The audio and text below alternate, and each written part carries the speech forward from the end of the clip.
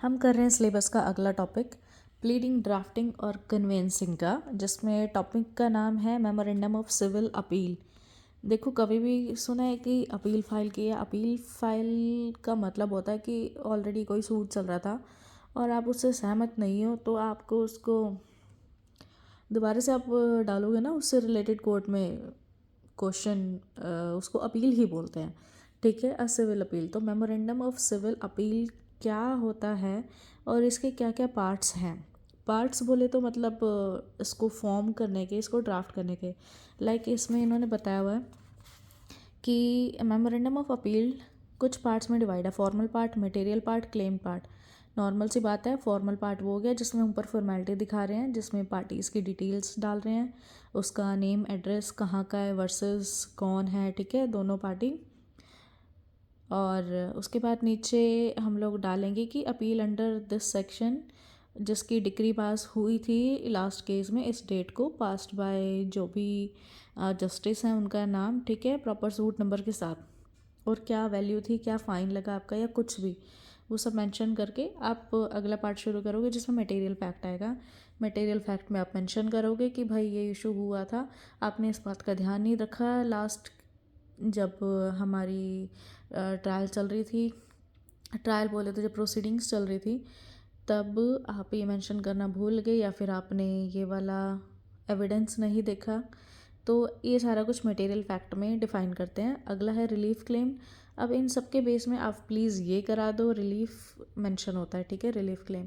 और उसके बाद लास्ट में जो अपील होती है, अपील में अच्छा एक और चीज़ है, अपील को ज़रूरी नहीं है कि आप सिग्नेचर और वेरीफाई करो। इसमें सिर्फ जो काउंसिल होता है, कोई एडवोकेट हो गया आपका, वही साइन कर सकता है, ठीक है, आपको करने की ज़रूरत नहीं है, मतलब पार्टी को करने की ज़रूरत नहीं है।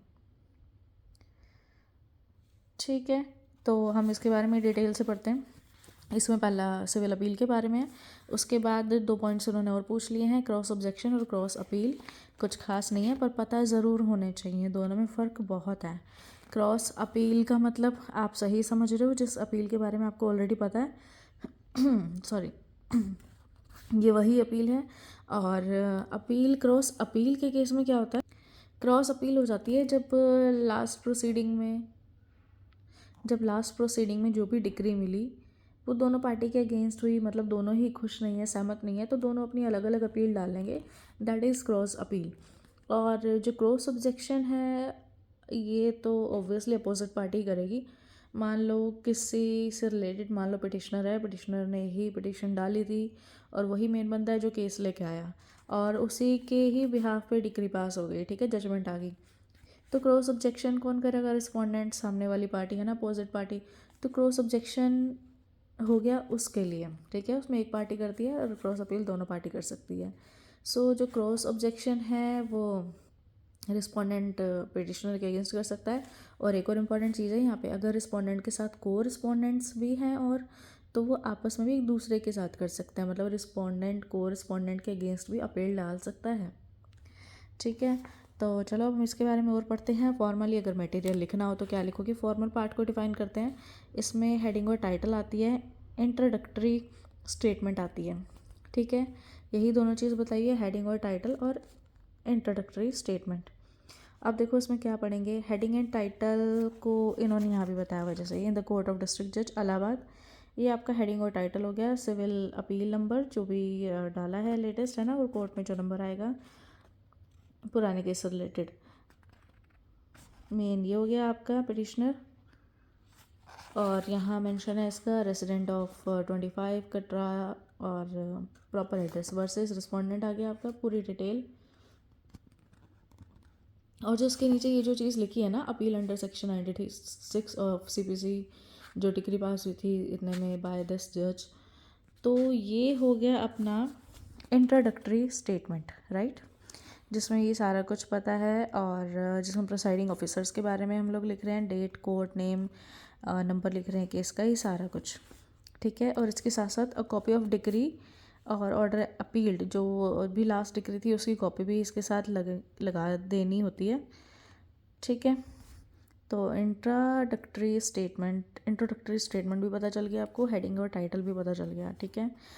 हेडिंग ऑफ टाइटल दोबारा बता देती हूँ, title of memorandum should be given, और ये एक प्लेंट की तरह ही होता है जिसमें हेडिंग आती है, नेम ऑफ द कोर्ट आता है, और number of the appeal, title includes the space, वो सारी जगह यूज़ होती है इसमें, जिसमें फॉर नंबर ऑफ अपील आता है, नेम आते हैं डिस्क्रिप्शन के साथ बंदों के, मतलब दोनों पार्टीज़ के, and addresses of the appellant and respondents, addresses भी given.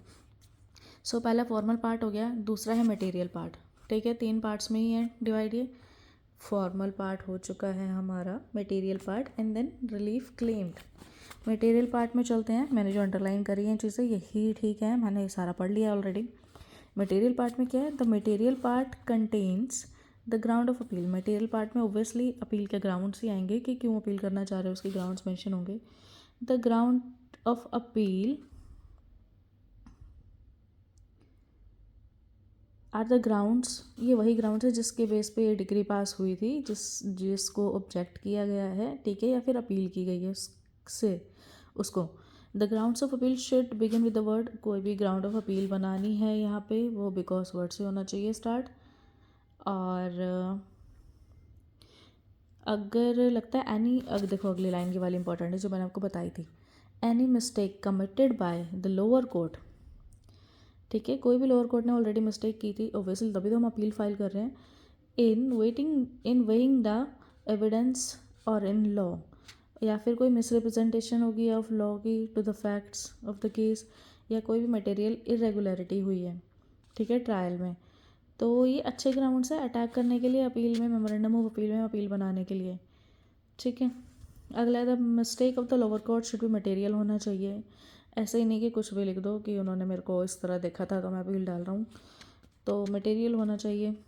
Must have affect the decree, हाँ मतलब उस डिक्री को अफेक्ट किया होना चाहिए जो उसने जजमेंट दे दी ऑलरेडी, तो ओब्वियसली आप उसके अगेंस्ट ही जा रहे हो ना, कि भाई मैं नहीं मानूंगा, आपने ये डिग्री पास कर दी, ये गलत हुआ, और ऑर्डर अपील्ड अगेंस्ट, ठीक है। सो मटेरियल होना चाहिए। अगला है third, the objection taken must be such an arise from the pleading and evidence of the party। जो objection arise हुई है वो ऐसे होना चाहिए pleading से और evidence of the parties, that is appellant cannot make out an entirely new case, मतलब ऑलरेडी जो आपने पहले pleading डाली थी और evidence डाल ली थी, सारा कुछ अपील वगैरह हर एक चीज़ उससे शुरू होनी चाहिए, आप बस अपनी डिग्री के लिए लड़ रहे हो, ठीक है, बाकी सारी चीज़ें बिल्कुल सेम रहेंगी, जो भी आपने पहले एविडेंस डाली, प्लीडिंग बनाई थी प्रॉपर, सारा कुछ प्लेंट एवरीथिंग सेम रहेगा। आप ऐसा नहीं है कि अपील बना रहे हो तो आप कंप्लीटली एक न्यू केस ही बना दो अपील में, ऐसा नहीं होगा, ठीक है। A point not taken in the lower court cannot be argued in appeal, कोई भी ऐसा पॉइंट जो आपने लोअर कोर्ट में नहीं उठाया था पहले, ठीक है, वो आप अपील में आर्ग्यू नहीं कर सकते हैं। अपील आप तभी कर सकते हो जब उन्होंने वो वाली बात नहीं सुनी, ठीक है, और डिग्री पास कर दी, अब आप उसके अगेंस्ट हो, ठीक है। कुछ रूल्स बताए इन्होंने ड्राफ्टिंग के, मेमोरेंडम ऑफ अपील के, नॉर्मल से हैं। Ground of objection should be return distinctly and specifically, grounds ढंग से बताओ भाई लिख के, ठीक है, कंसाइजली लिखे होने चाहिए, ज़्यादा बड़े बड़े मत लगाओ, ठीक है, लिखो। They must not be framed in a narrative, कहानी बना के मत लिखो यार प्लीज़। और अगला है, और जो भी लिखो शुड बी नंबर्ड कॉन्सिक्यूटिवली, नंबर से पता चल जाता है ना भाई पहला पॉइंट ये है दूसरा ये है, ठीक है। अगला रिलीफ है, every memorandum of appeal filed in the court, कोई भी अपील आप कोर्ट में फाइल कर रहे हो तो उसमें रिलीफ स्टेटमेंट ज़रूर होना चाहिए, तो आप रिलीफ के लिए ही अपील फाइल कर रहे हो ना, क्योंकि आपको रिलीफ नहीं मिला था, ठीक है। अब अगला है सिग्नेचर और verification, the memorandum of appeal need not to be signed by the appellant, तो अपेलेंट को साइन करने की यहाँ पे ज़रूरत नहीं है, it must be signed by the counsel of the appellant, no verification is necessary, ठीक है। यहाँ पे अपना मेमोरेंडम ऑफ सिविल अपील ख़त्म होता है, पर इससे रिलेटेड हमारे 2 टॉपिक्स थे, क्रॉस अपील और क्रॉस ऑब्जेक्शन। सो ये है, मैंने इसके बारे में आपको समझा दिया था। क्रॉस ऑब्जेक्शन पढ़ते हैं सबसे पहले, लाइन टू लाइन ध्यान रखें प्लीज़ क्या लिखा है। Cross objection, when a party to a suit is aggrieved by decree, जब कोई भी पार्टी, जो भी उसका सूट चला था पहले, वो अग्रीव्ड है बाय द डिग्री, भाई दुखी है, ठीक है, ऑफ द कोर्ट, वो अपील के लिए फ़ाइल कर सकता है अपीलेट कोर्ट में, या फिर क्रॉस ऑब्जेक्शन के लिए फ़ाइल कर सकता है। ठीक है, अपील से रिलेटेड अपील प्रॉपरली अलग होगी, पर क्रॉस ऑब्जेक्शन ऐसे भी फाइल कर सकता है।